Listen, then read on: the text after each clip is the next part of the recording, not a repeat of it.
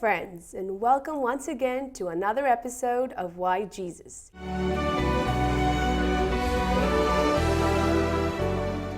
Today we have with us Jones from Toronto, Canada. Hi Jones, Hey. Welcome to Why Jesus. Thank you.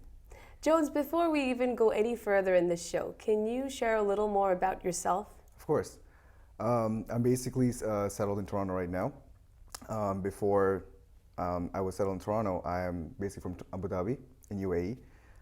It's been about 6.5 years where we settled in Toronto. But before that, I was born in Abu Dhabi. I did my preschooling there. Also did my schooling till grade 7 in Abu Dhabi. And then finally, my parents decided to migrate to a better place for to retire soon for them and for a better education place too. So we did settle in Toronto right now.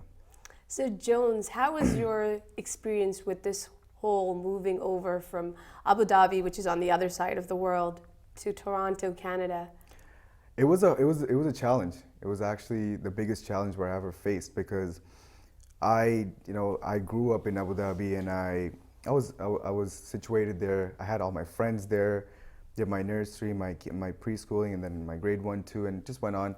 And then it was a shock for me to just because I heard my parents say, you know what, we're going to migrate to and we're going to settle in Toronto. Now, if it was India, it sounds more better because I'm used to that place. Now moving to Toronto, it's a westernized place. And I'm not familiar with the accent, I'm not familiar with the people there, their attitude and how they're gonna be. I was scared, I was nervous. We had moved and the biggest thing I faced was the language. It's just I studied in a school where, it was an English medium school, but our accent was totally different. I would say it was an Indian accent. I came to Toronto and everyone just started speaking in a Western accent, and I'm like, what, how, I can't comprehend each and everything. It's just different, sounded different. And that was a major thing for me. I faced a lot of challenges where people would ignore me. My colleagues in class they wouldn't look at me. I mean, I looked like a new person to them. It's like a newbie. Language was one major thing. And then moving on, I would say my interaction with them. Of course, the Westernized people interact with, they have certain, I don't know, they interact only to their people who speak the same accent, that's what I felt. And I was left alone. I was left alone with no one to talk to, no one to interact with. It was hard, and that's the biggest that I faced when I moved to Toronto. At a young age, that is a challenge. So how did you deal with that? Dealing with that, honestly speaking, I didn't know a solution because I was so young and there wasn't proper guidance for me to, for me to, a person for me to sit down with me and, teach me hey, you know what, don't worry, we'll get through this somehow. I didn't have that. That voice wasn't there. That one person wasn't there. Quickly and slowly, I would say, I don't know how I found the solution to it, but so many crazy ideas came in my head. It's like, should I just, keep silent, stay quiet, not interact with anyone? But then if I do that, I'm not going to learn anything. I mean, the whole purpose and the reality of me moving to Toronto is to learn new things and to become a better and a bigger person. And I decided to talk. I mean, of course, the accent sounds way off. If I say, Western people say tomato, I say tomato. It's just it's different. And the biggest solution, the main solution that I had into this is to keep interacting, keep talking to as many people as possible. It was hard, of course. It's like an embarrassing moment right there because you're putting yourself out there knowing that you're going to get mocked at. You know what I mean? And praying, I would say the biggest, that's the biggest turnover where I felt, because in those times I wasn't strong in my spiritual walk with Jesus. And I would say slowly when I faced each day, it's bigger and bigger challenges just arose. It's just I don't know how to face them. And grade 8 passed by, grade 9 passed by, and grade 10, slowly I started to, pray and get that extra spiritual help I needed. And that's when I started to become more confident as an individual that I am right now. And even before, I feel like I wasn't strong enough. And even when I was in Abu Dhabi, it was the same thing. I would just go to church every Sunday, I would be like that normal child that goes for Sunday school. We just like study whatever we can, and then we come home, and that's it. No practicing. There's no experiences. And I believe that the shift from Abu Dhabi to Toronto taught me a lot, and I believe it's a purpose. Now you described your spiritual walk with Jesus. Right. You sounded as if it's an ongoing thing. Can you share about your experience with Jesus? How you got into this whole spiritual thing? Because it's very seldom that youngsters of today resort to praying or, do anything related to religion. Right. I would say my biggest example and testament for that would be the prayer group that I am in right now, the fellowship that I'm in, that I'm with right now, and it's called the Interdenominational Christian Fellowship International. It is led by Brother Dr. Matthews Vergas. I would call him my spiritual father, my spiritual leader. And being in this fellowship, it's a great honor. It's a great blessing, because if it wasn't for this fellowship, I wouldn't be walking in the spiritual walk I'm in the path right now. Because as a youth, it's just there's so many things going around. On top of that, you're in a westernized world, and being in that situation, I mean, there wasn't anyone for me to go up to be like, hey, so listen, what's the right, what's the right from this wrong? Like, how do I learn all this, and what do I do in certain situations? But thank God, and I praise the Almighty, we happened to start a unit in Toronto, an Interdenominational Christian Fellowship unit in Toronto, and that's when we were blessed with an evangelist where he would come, and we would meet every weekend and just sit and pray, and where he would give us a message, and I learned a lot from him. And I would say, if it wasn't for that unit that formed, if it wasn't for that Toronto unit, I wouldn't be sitting here right now testifying each of the situations that happened where Jesus held my hand with everything. Has there been any moment, Jones, in your life that you've questioned your faith or belief in Jesus? I would say yes. I would say I question myself why I need to be faithful to my religion and to Jesus. And as you know, it's like, I mean, he's invisible, right? It's not a person that you can meet up on a day-to-day basis, be like hi, and just give him a shake hand and just like hug and just like talk. But it's more than that. I want to say great. He's greatest of the greatest. Because when you're praying, it's not just you're praying. It's not just you're just talking by yourself. It's a conversation. It's like me and you talking. It's like meeting up with a best friend on a regular, weekly basis, and you're just sharing your thoughts. But this, you're doing it on a day-to-day basis. You're sharing your thoughts, and you're sharing every pain, suffering, anything that's going in that day, and anything that's bothering your head. And suddenly, it's just after you say amen, it's like peace overflowing you. It's just peace, and that you just feel calm. And I feel like I believe that's the biggest tool in the spiritual walk. Now, has there been any moment where you have found yourself lacking this peace, or do you feel like you're peaceful at all times? Mm-hmm. And once a person knows Jesus, you're never going to lose your peace? Right. Well, I would say I would go against it. I would say yes. I mean, there will be times where you will question your faith. There'll be confusions happening. I'm like, okay, so am I faithful enough? Am I doing the right thing? I've had that personally, yes. There were situations where there were some nights or there were some days where I'm just like, I'm idle. I'm just frozen. I just don't know what to do. I don't know if I'm doing the right thing or the wrong thing. But even then, reading the Bible itself, it gives you the wisdom you need. It gives you the sufficient wisdom you need to believe in Jesus Christ. Because he's not just one person. He's not just an individual where he's limited.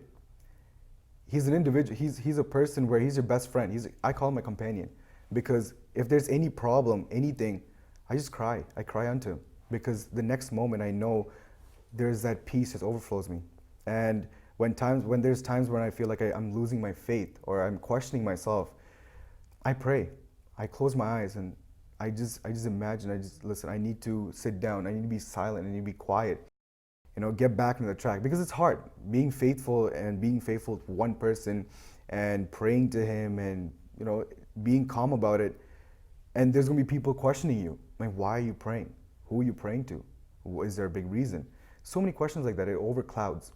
And I believe when I start feeling I'm not at the peak of my faith, I pray. I close my eyes and just stay calm, because I know if I'm not, if I like go behind questioning myself, I'm gonna end up losing my faith, which is not the best thing you want to do. You know what I mean? If you want to walk in a spiritual walk, and I believe prayer again is another solution to that. Now, Jones, you mentioned you read the Bible in the times that you did feel a dip in your faith. So, was there a particular portion of the Bible that made you feel more strong in your faith? I would actually, there's actually testimony for that. I can actually relate to that.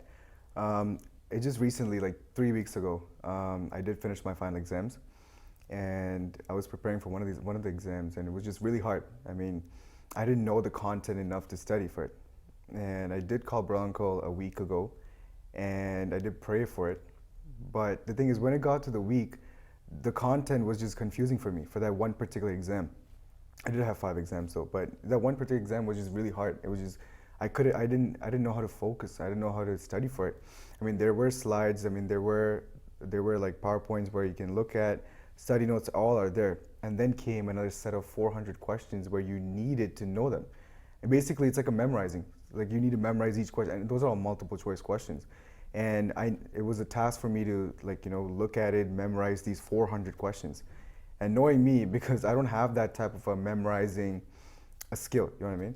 And it was the night before, I believe, before the exam. I looked at these 400, the set of 400 questions, looking at it, believing and hoping that this would stick in my head. But the thing is, after each question I read, the next minute I will forget that.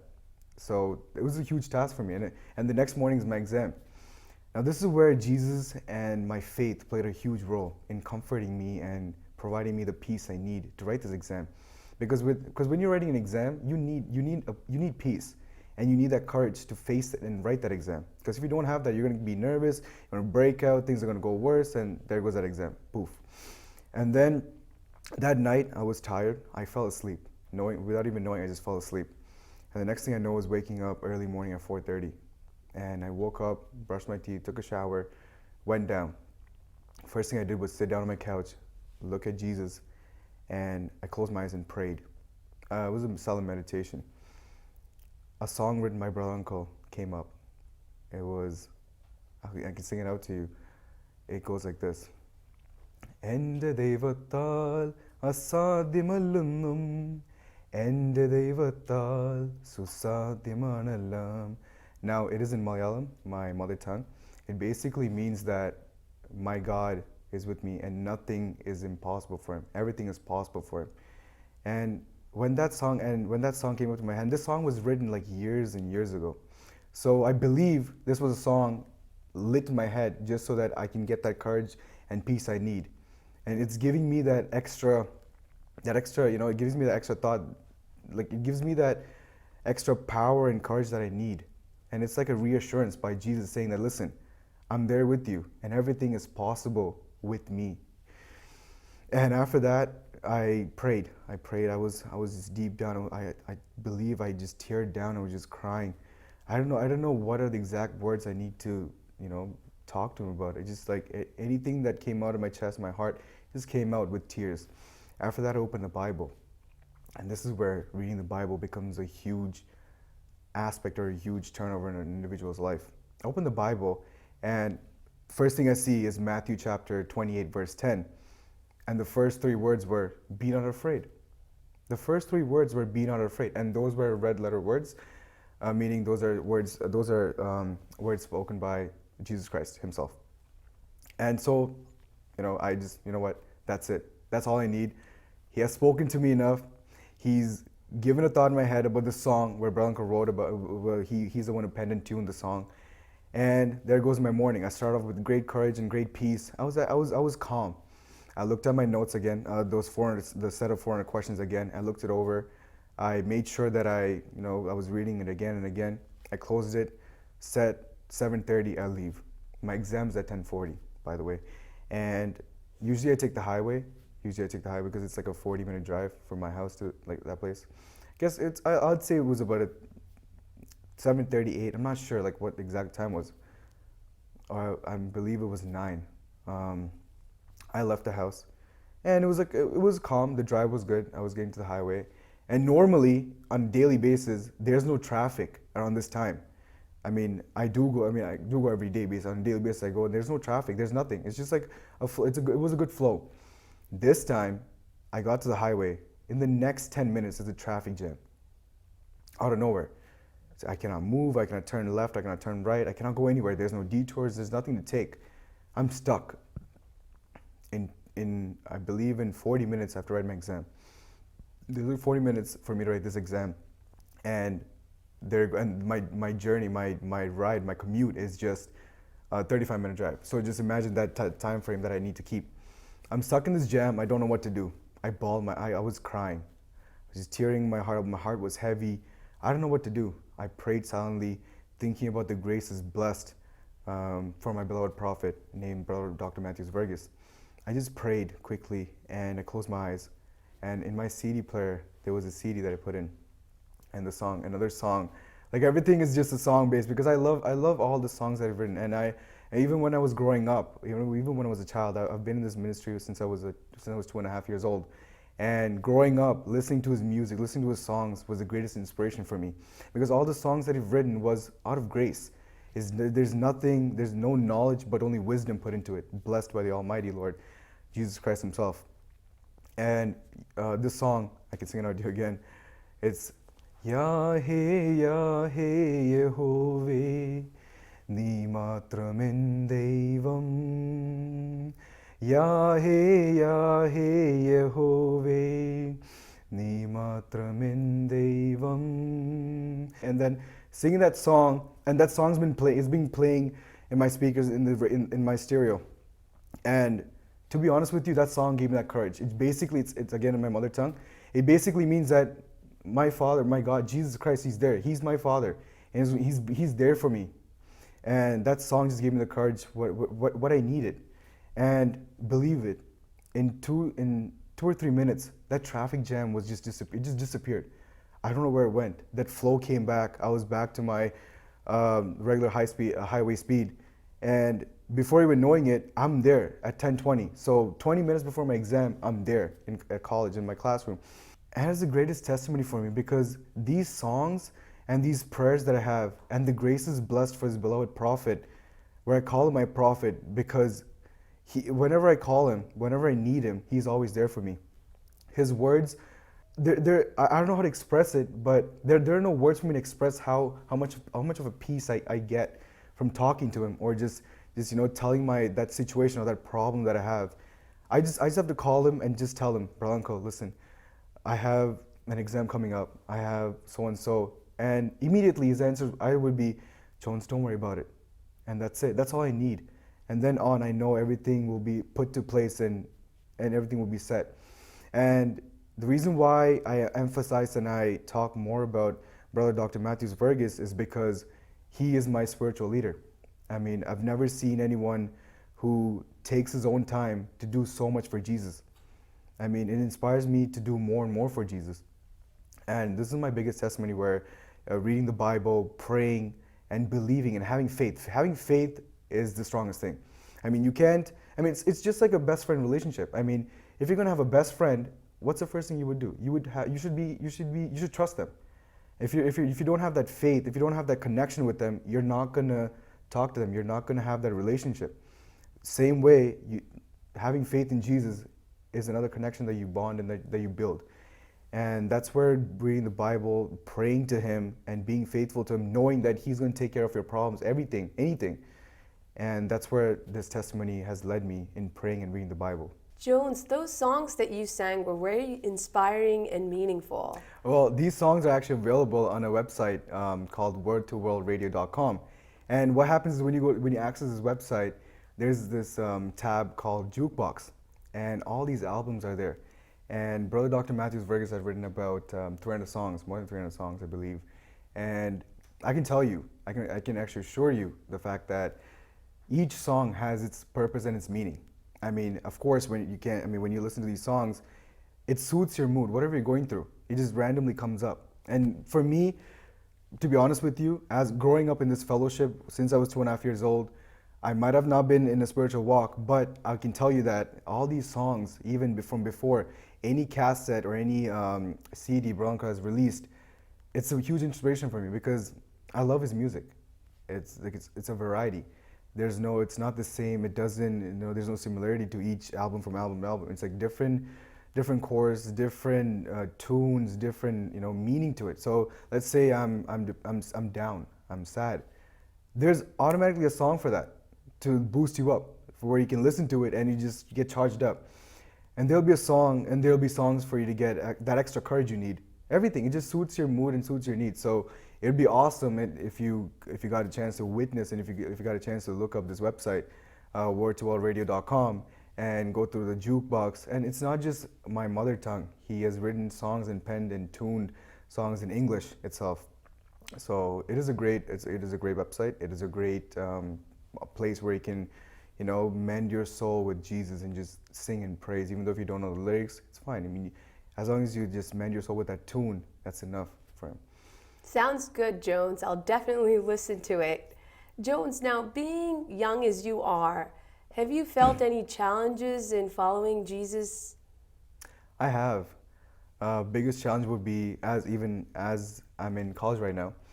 It's hard for me because my friend circle, they're not as faithful as I am, and also I'm in a circle where there's friends who are from different religious castes.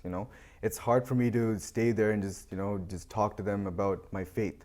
So usually I tend not to, because I don't want any controversies, any abrupt. I don't want to abrupt their feelings and what they have in their mind about their own faith.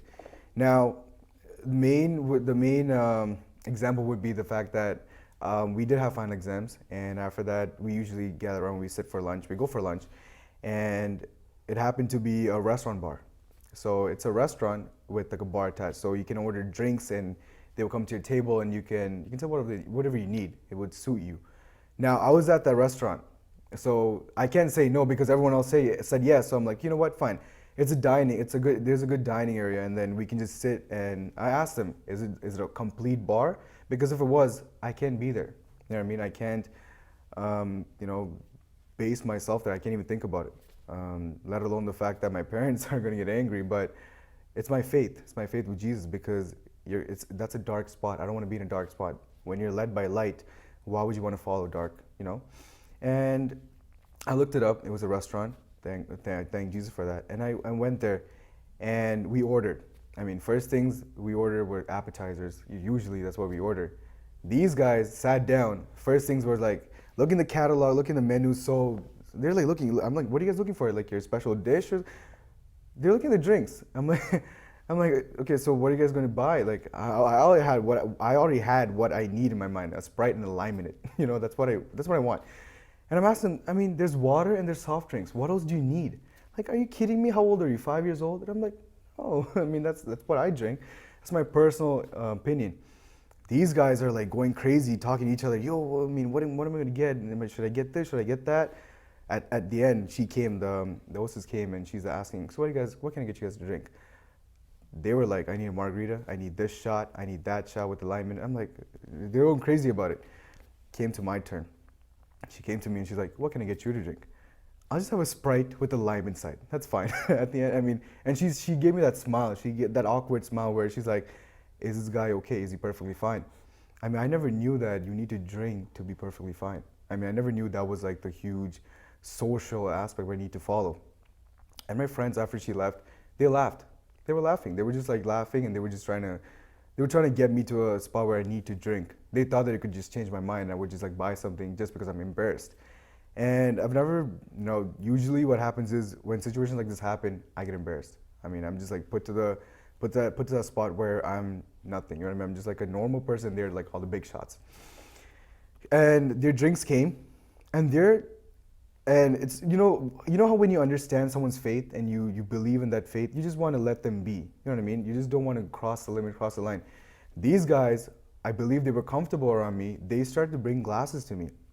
Like, you know what, you try this. You need to take a sip from this. I'm like, no, I'm not going to take a sip from it. And they're like, why? Are you this, you're that? Why do you believe in Jesus? Why do you like believe in this faith? Why do you want to follow these rules? I'm like, guys, we're here to eat. We're here to gather. We're here to relax ourselves. I don't want to get into a heated conversation. You know what I mean? This is my faith, and I hope and I believe and I hope that you guys respect it. You know what I mean? And that was the biggest challenge for me to just be outside of them. You know what I mean? Because it's a friend circle, and of course you gotta fit in. And for me, it's hard because I don't want to follow these steps. Partying, clubbing, smoking, drinking. These are all what our youth faces today, and I see it on a day-to-day basis. It's not just amongst my friends; it's everywhere. And I believe that those are the biggest challenges that, as a youth, we face. Who wants to stick to Jesus and wants to stay faithful. These are the biggest challenges that they face. Jones, what would you say is the best thing to do when a youngster who believes in Jesus face such pressures? What do you think they should do? Speaking in the sense of from them, or is from that them? Okay, from them, I would say they need to understand. They need to, believe in the fact that I do believe in a living God, a living Jesus, a living Savior, and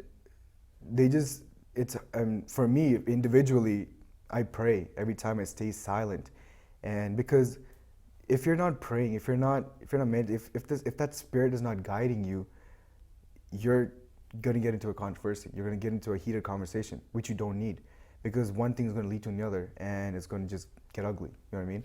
And what I do is I smile. I smile, sit there.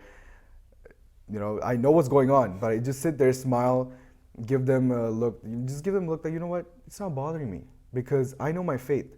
As long as I'm strong in my faith, as long as I'm keeping my faith, and as long as I'm following it, that's all I need. I mean, they could bring glasses to me, but it has to be my will to open my mouth and pour it in, right? So, I mean, and that's not gonna happen. I mean, knowing they're my friends, they're not gonna go to that extent, but of course, they, at this age, they just want to do certain crazy things. Exactly. Right. And prayer is strong. Being prayerful. I mean, if you're praying and if you're having that spirit in you, you can overcome anything. It's not. I mean, it's hard. It's difficult, but it's a good feeling you get after you overcome it. And I would say the biggest solution to it, again, is prayer and being in a prayerful mind. That's a great pointer.